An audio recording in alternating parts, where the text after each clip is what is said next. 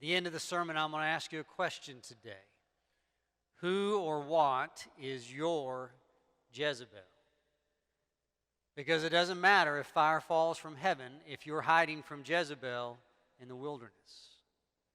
So this summer, we are reading through the book of Kings. We are looking at the lives of these kings of Israel between the death of Solomon and the fall of Jerusalem. And we're reading them because we believe that they were written for our example. They're written for our instruction. In other words, we're supposed to read these stories and learn something, and either not do what they did or to do what they did. So a couple weeks ago, we read about King Jeroboam. He was a man who wanted God's blessings. He just didn't want to walk in God's ways. And we found ourselves, that's true of us so many times. Last week was King Abijam. He was a man who was a follower of God in name only, but his heart was really not fully devoted to the Lord. And today we read of King Ahab. And we are introduced to King Ahab in 1 Kings 16, verse 30. It's in your bulletin if you want to read. Same translation I'm reading, but it says, Ahab, the son of Omri, did evil in the sight of the Lord more than all who were before him. And as if it had been a light thing for him to walk in the sins of Jeroboam, he took for his wife Jezebel, the daughter of Ethbaal, king of the Sidonians, and went and served Baal and worshipped him. He erected an altar for Baal in the house of Baal, which he built in Samaria. And Ahab made an Asherah, and Ahab did more to provoke the Lord, the God of Israel, to anger than all the kings of Israel who were before him. Now, would you like to have that written on your tombstone when all is said and done about your life? This man did more evil than every man who had ever lived in the city of Benbrook. Amen. So what we learn about this king is he was king for 22 years. Not only was it enough for him to carry on the sins of Jeroboam. Remember, Jeroboam is the one that built the two temples and put the golden calf and said, this is the God who brought you out of Israel. Not only was it enough to do that, he served Baal, he worshiped Baal, he built Baal a special house, built an altar, and then he married Jezebel. Do you notice Jezebel's father's name has the word Baal in his name? I mean, Jezebel is not a casual worshiper of Baal. She is an ardent, she is the Billy Graham of Baal worship, okay? And Ahab knows that, and he chooses her to be his wife. Now, to understand the depth of this, we kind of really need to understand Baal worship. So Baal worship was a belief. When we talk about pagan worship, really pagan worship means a belief in multiple gods.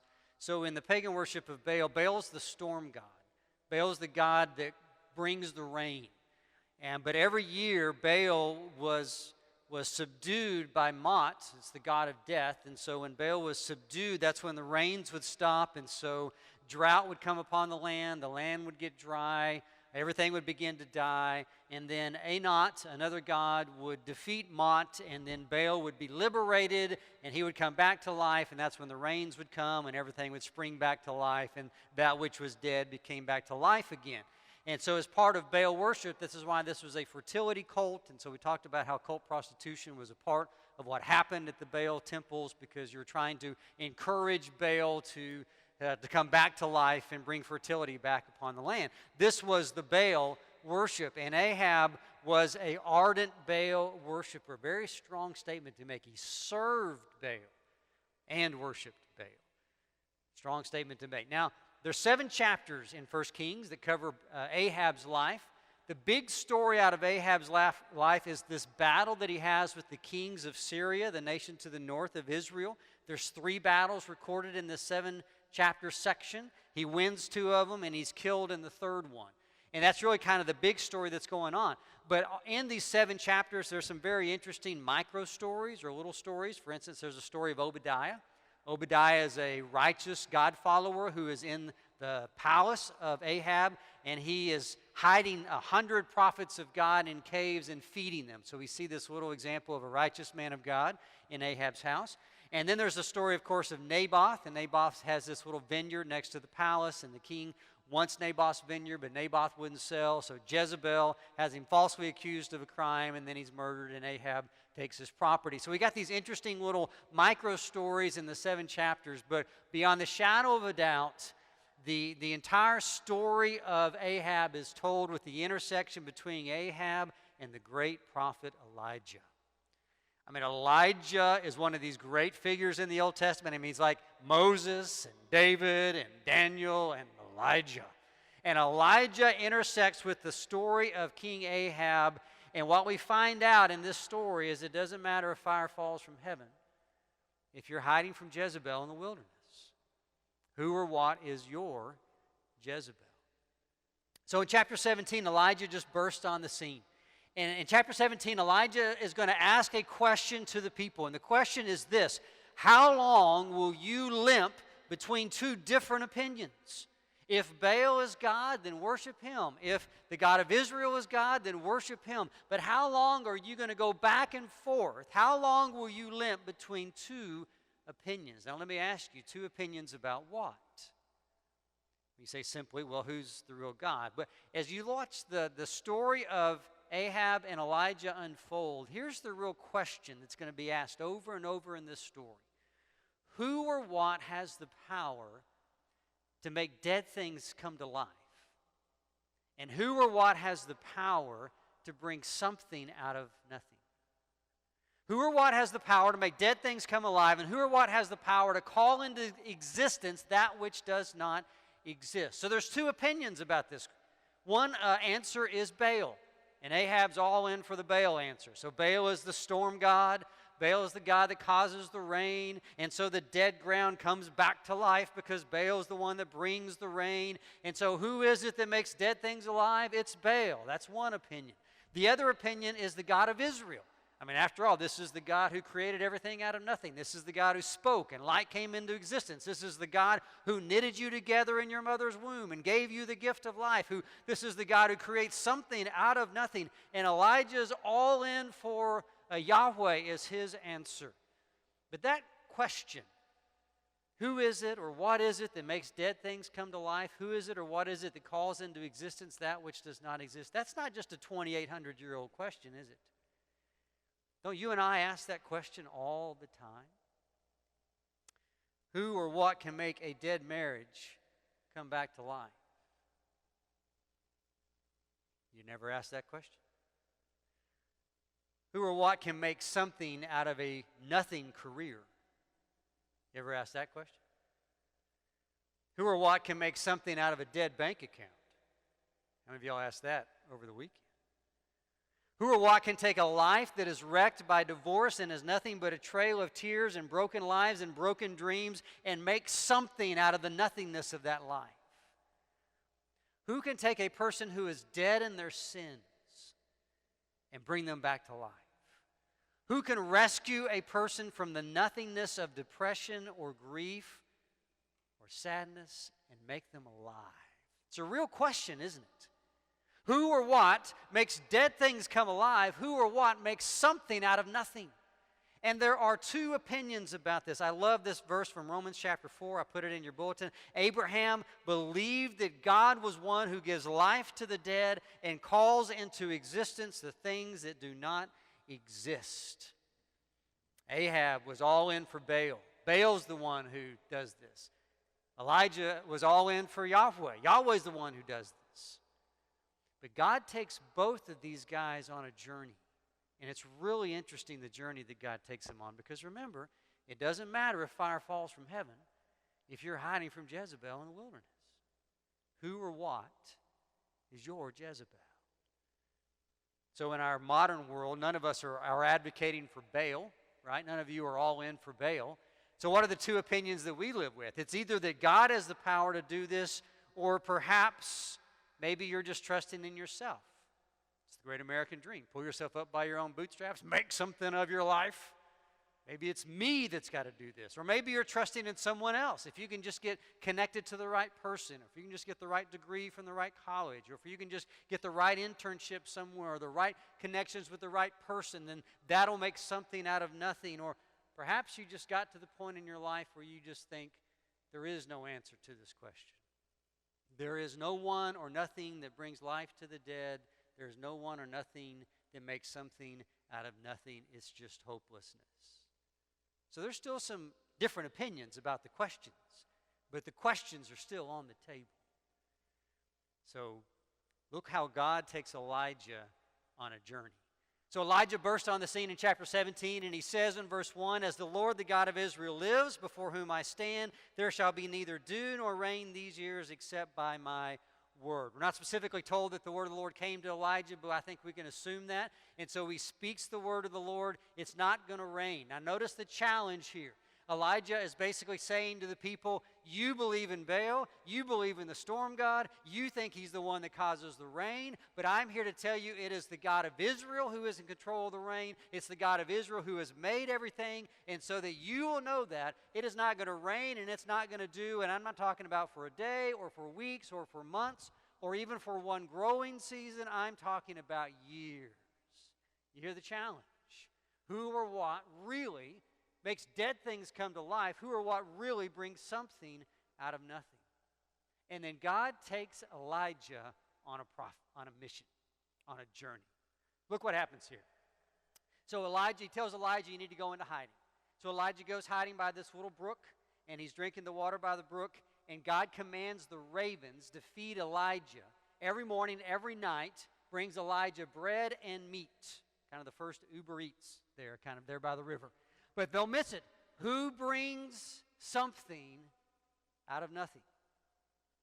Eventually the river dries up, and so God tells to Elijah, leave here and go to Zarephath.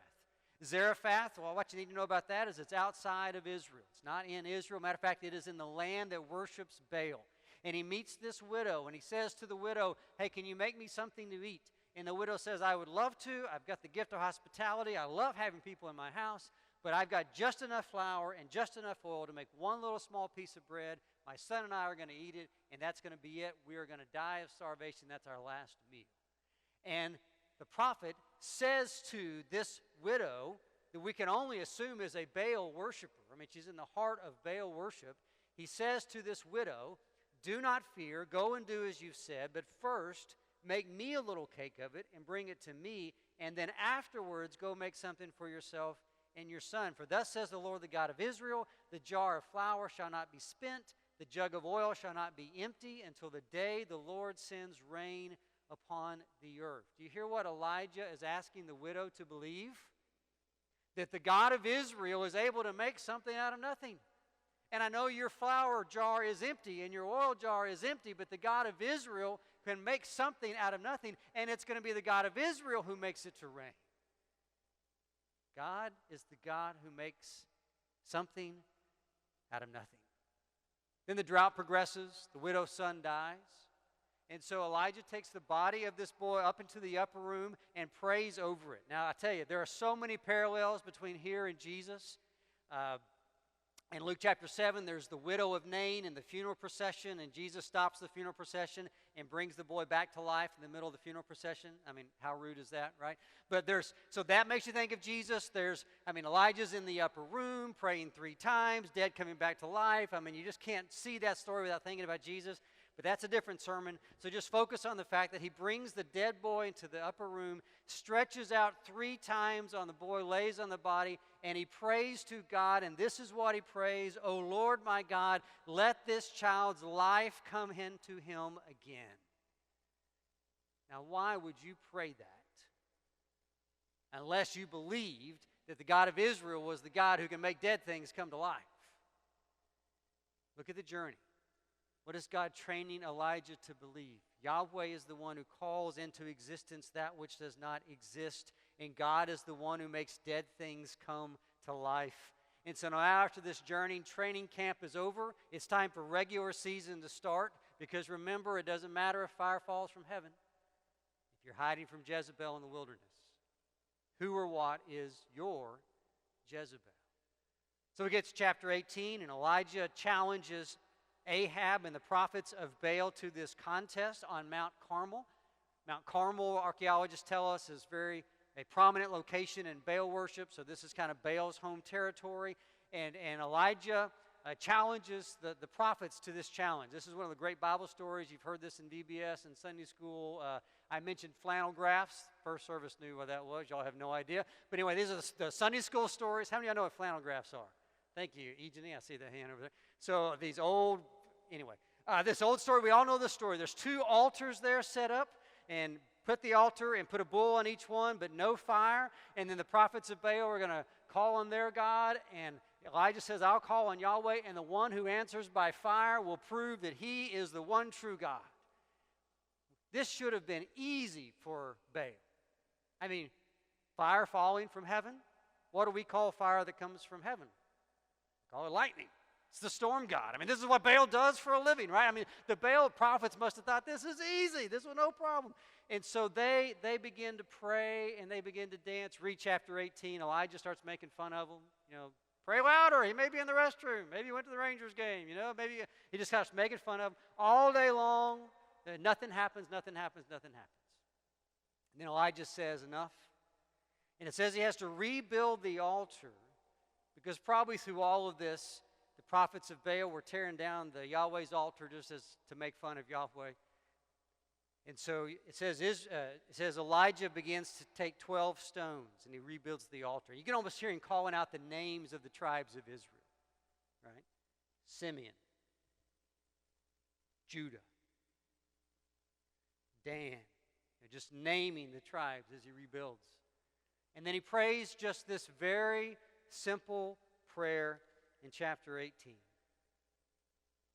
He says, O Lord God of Abraham, Isaac, and Israel, let it be known this day that you are God in Israel, that I am your servant, that I have done all these things at your word. Answer me, O Lord, answer me, that this people may know that you, O Lord, are God, and that you have turned their hearts back.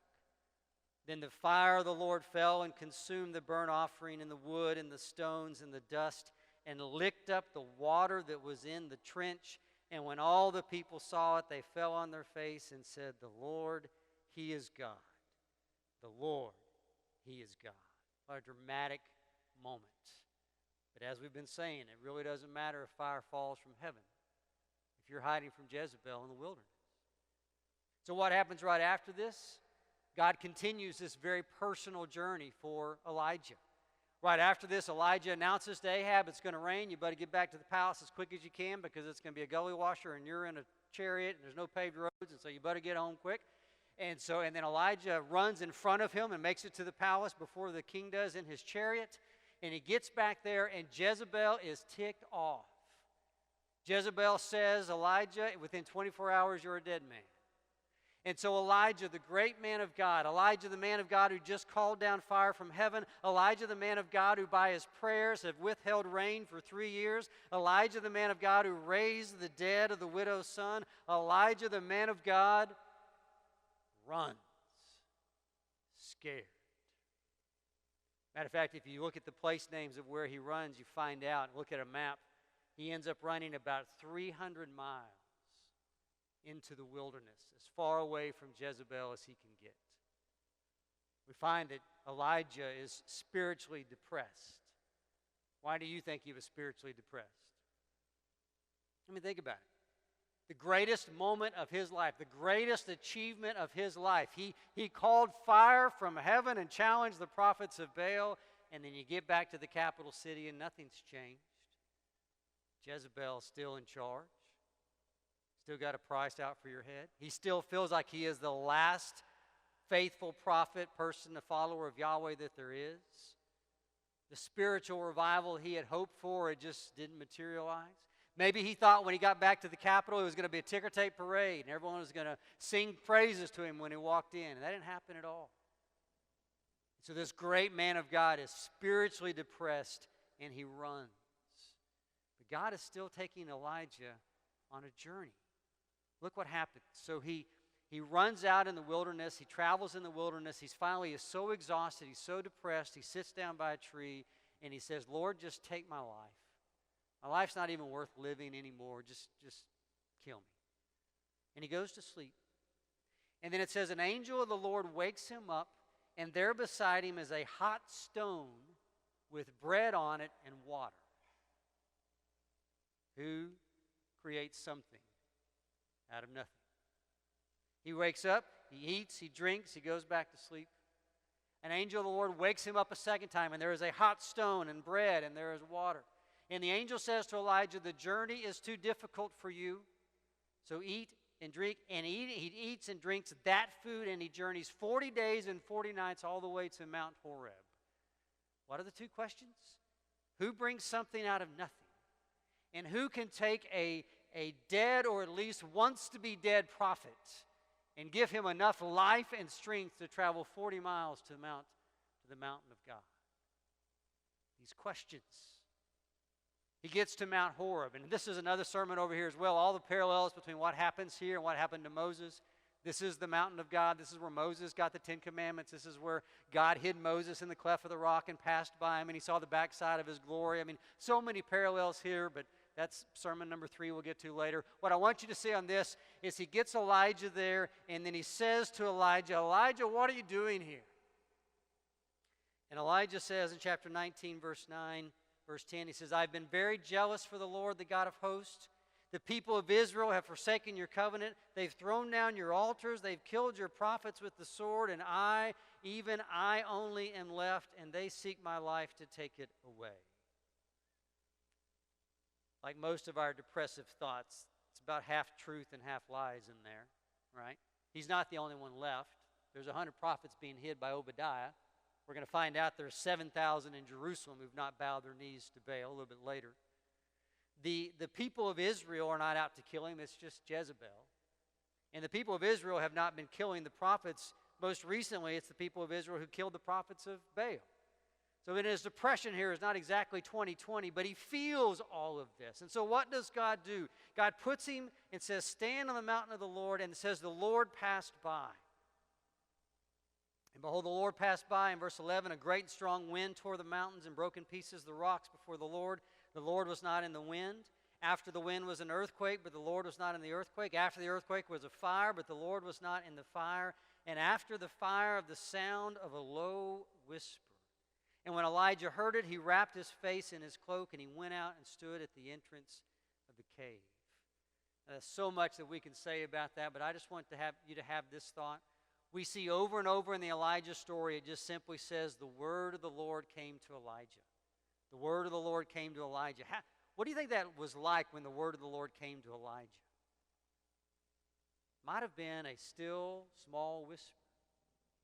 And Elijah hears the earthquake, and Elijah hears the fire, and Elijah hears the wind, and none of that sounds familiar, but then he hears the low whisper, the word of the Lord that's been coming to him over and over and over.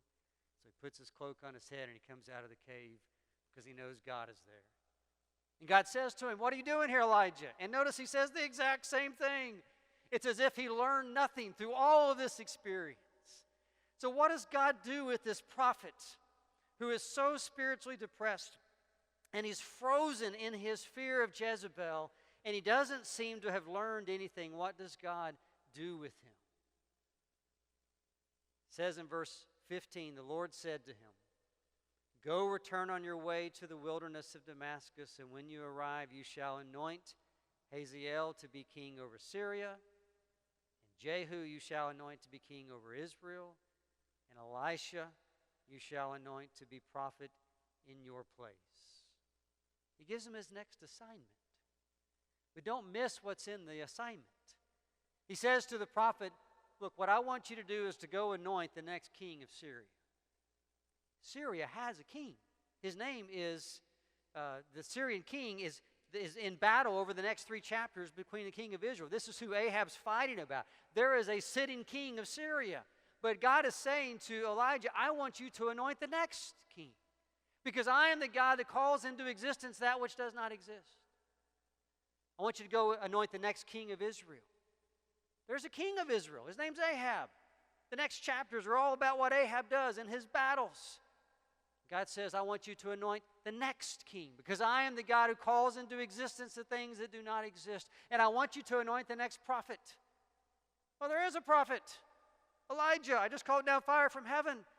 God says, yes, but I'm going to anoint the next one, because I am the God who calls into existence that which does not exist. Basically, what he says to Elijah is, Elijah, I am the God who is at work in this world, calling into existence that which does not exist.